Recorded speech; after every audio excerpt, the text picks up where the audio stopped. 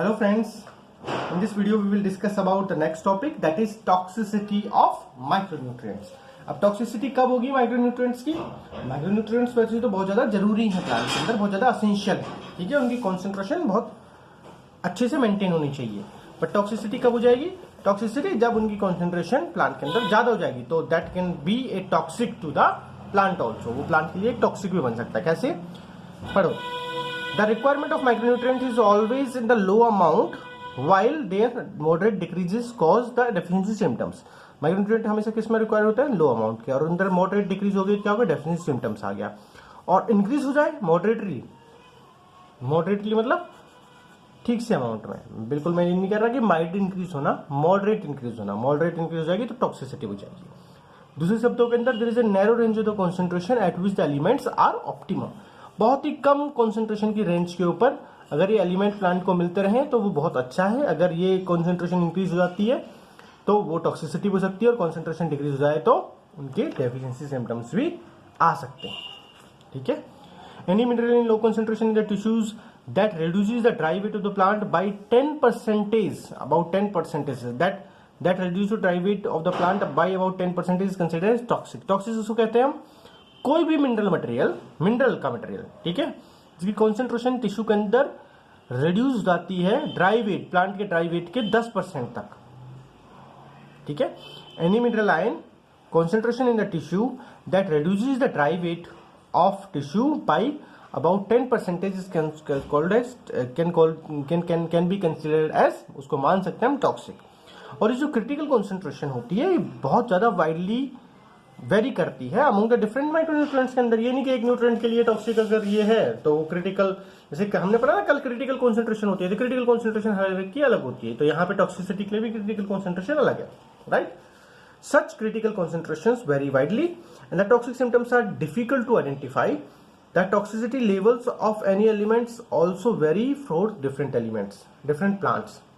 जैसे हमने देखा कल, एक ही एलिमेंट के लिए टॉक्सिक डेफिशिएंसी सिम्टम्स अलग अलग रहता है अलग प्लांट्स के अंदर, उसी तरह से उसी वे के अंदर टॉक्सिक सिम्टम्स भी एक ही एलिमेंट के लिए अलग अलग हो सकता है in different plants, right. Many time excess of an element may inhibit the uptake of another element. कोई एक एलिमेंट बहुत ज्यादा है तो दूसरे को अपटेक नहीं होने दे रहा, दूसरे को अंदर प्लांट सेल के अंदर आने नहीं दे रहा है। जैसे एग्जाम्पल क्या दिया है?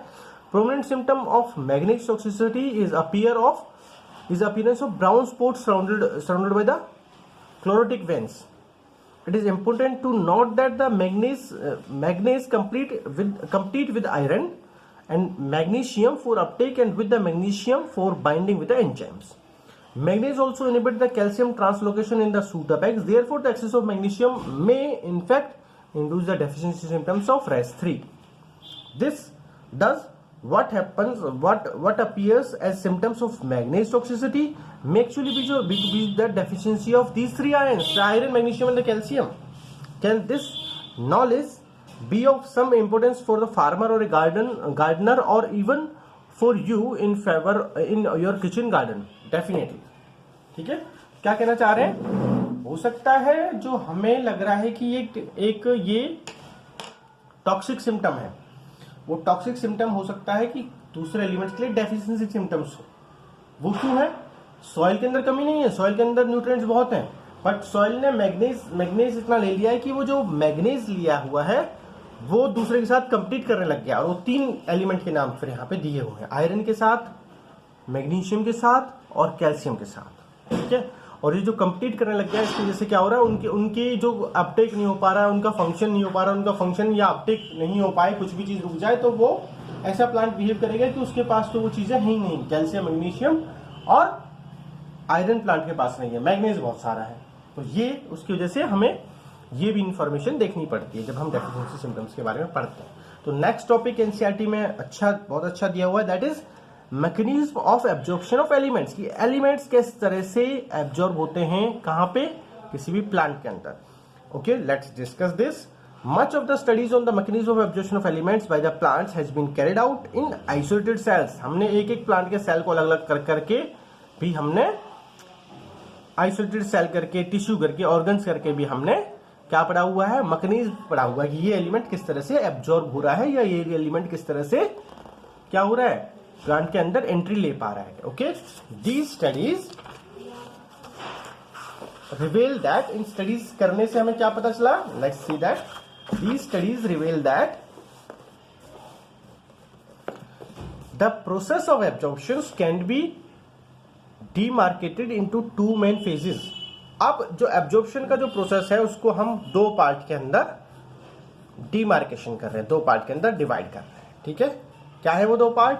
पहला फेज रहेगा जिसके अंदर and initial rapid uptake of ions into the free space और the outer space of cells, the apoplast, that is passive. तो पहले एक रैपिड अपटेक होगा, आयंस बहुत तेजी से लिए जाएंगे. कौन लेगा, सेल्स लेगा. कहां से, सॉइल से. और वो कैसा रहेगा, बिना किसी एनर्जी के रहेगा. और वो किसके अंदर लिया जाएगा, एपोप्लास्ट के अंदर. याद है आपको, एपोप्लास्ट, सिम्प्लास्ट, वाटर के मूवमेंट के पाथवेज, तो वहां पे आउटर स्पेस के अंदर आएगा, एपोप्लास्ट के अंदर आएगा. इन द सेकंड फेज, ये तो हो गया फर्स्ट फेज. और फिर सेकंड फेज, तो फर्स्ट फेज क्या हो गया, एपोप्लास्ट. ठीक है, फर्स्ट फेज क्या हो गया, apoplast. In the second phase of uptake the ions are taken in slowly into the inner spaces. Ions बहुत धीरे धीरे से इनर स्पेसेस के अंदर जाएंगे. The symplast of the cells, the passive movement of the ions into the apoplast usually occur through ion channel. कैसे होता है पैसिव मूवमेंट, आयन चैनल के थ्रू होता है.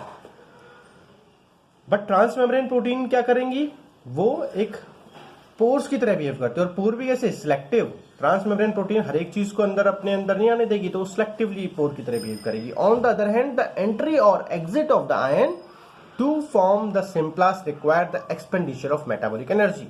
तो हमने उस टाइम पे पढ़ा था कि सिम्प्लास्ट पाथवे के अंदर हमें एनर्जी लगानी पड़ेगी, metabolic energy in the form of ATP हमें लगानी पड़ेंगी. उसी पाथवे के साथ साथ क्या होगा, उसी पाथवे के साथ साथ आयंस का भी फ्लो होगा. आयंस भी उसी पाथवे के साथ साथ आएंगे, which is an active process. The movement of ions is usually called flux.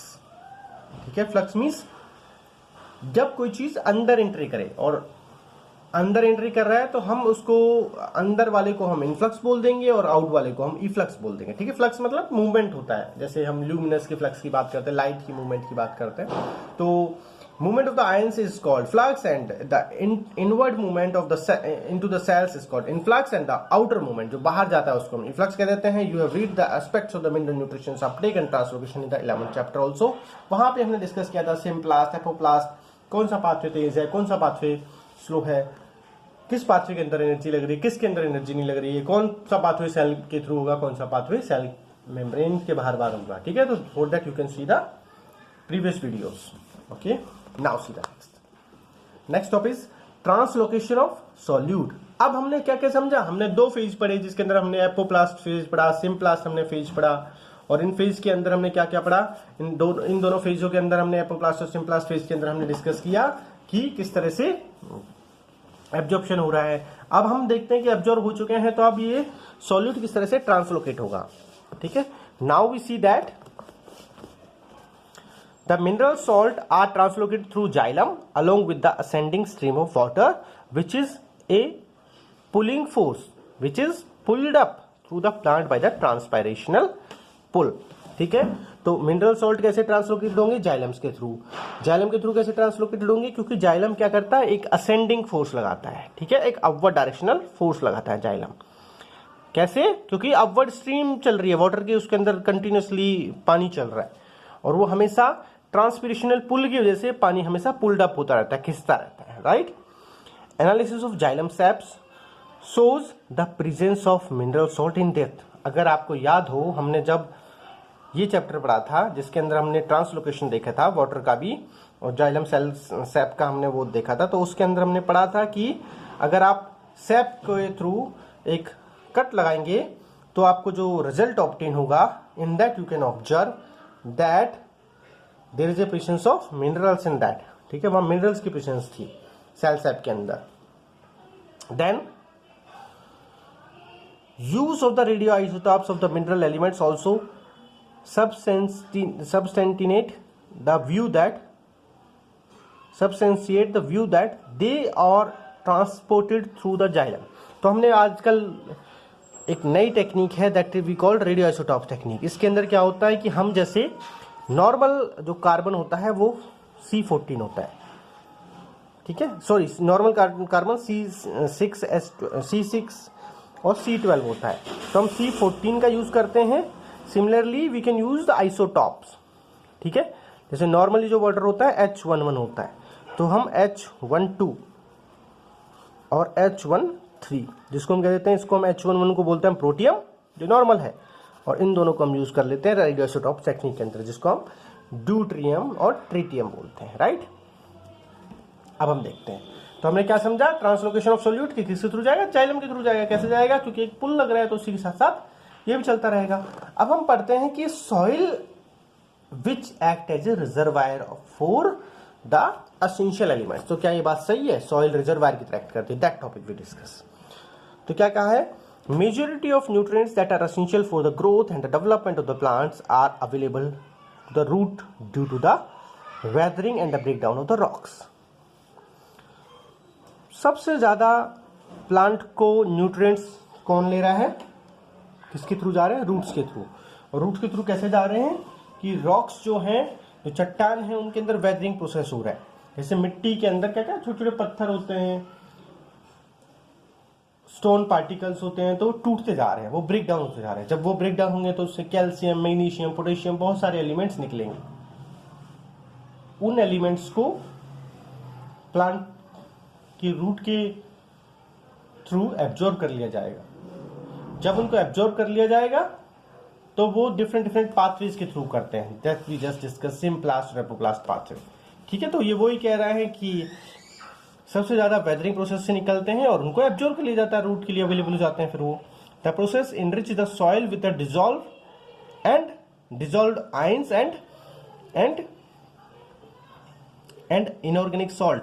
Weathering से सॉइल के अंदर भी अपने आप में बहुत सारे डिजॉल्व्ड आयन और इनऑर्गेनिक सॉल्ट आते हैं। Since they are derived from the rock minerals, the role in the plant nutrition is referred as mineral nutrition. हम क्यों इसको मिनरल न्यूट्रिशन कह रहे हैं, क्योंकि ये जो प्लांट का न्यूट्रिशन है ये मिनरल्स के थ्रू आ रहा है, रॉक मिनरल्स के थ्रू आ रहा है, ठीक है जी। इसलिए हमने इसका नाम ही, चैप्टर का नाम मिनरल न्यूट्रिशन दे दिया है, ठीक है, जो रॉक मिनरल से आ रहे हैं।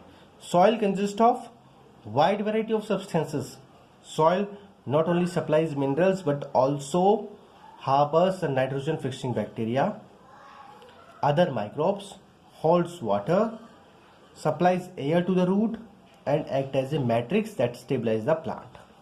तो हमने एक टेक्निक पढ़ी थी हाइड्रोफोनिक टेक्निक, उसके अंदर हमने सॉइल को रिप्लेस कर दिया था with the water, but water के अंदर हमें बहुत सारी चीजें एड अप करनी पड़ी थी, एयर भी, न्यूट्रिएंट्स भी, और यहाँ नेचुरली सॉइल वो सारे काम कर रही है।